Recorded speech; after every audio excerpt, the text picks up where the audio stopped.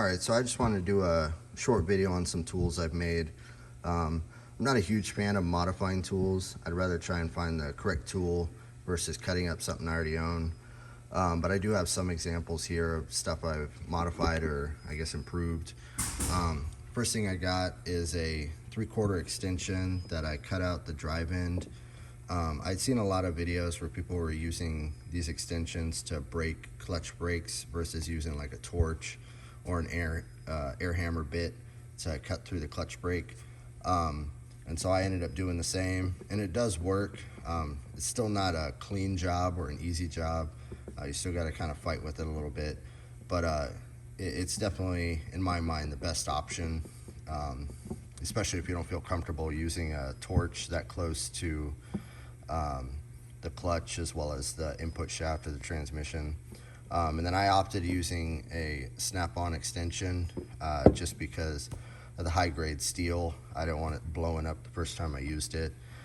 But again, why I don't really care to modify tools is I haven't used this in a few years. A lot of the stuff we get now is all automatics, Allisons, automated.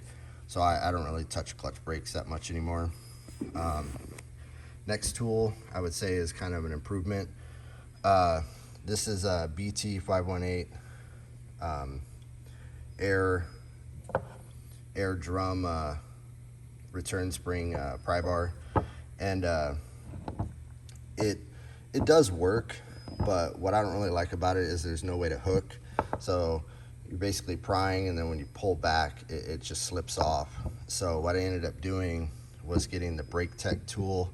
Unfortunately, I don't really have the part number right now, but as you can see, they fold up so it actually hooks onto the return spring, and you're able to pull it back. And then my snap-on dealer ended up giving me a handle. So the shank is a little thicker than the actual snap-on tool. So I just basically had to heat up the bar and push the handle on. But it's pretty firm, you know, I haven't had it slip off. Next tool I got is another one I made. This started as two 7/8 deep extensions, an SK and an old Craftsman. And this is for some coolant fittings that are really deep and right along the head of a Cummins engine. And I have my extra deep snap-ons right here, but I really didn't want to grind down the end just to have it fit. And since I had an extra Craftsman and SK deep, I ended up just sacrificing these for that particular job. And I do use it often, but at some point this will become obsolete, and then I'll just be stuck with a tool I'll never use.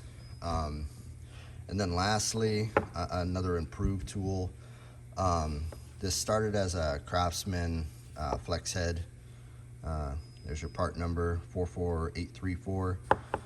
I actually found it in a battery tray years back.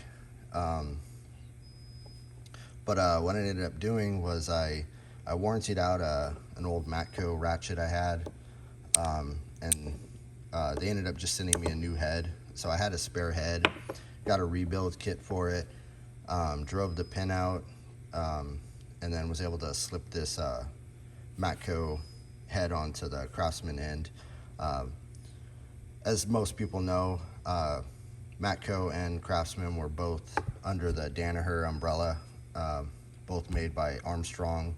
So the tools are interchangeable.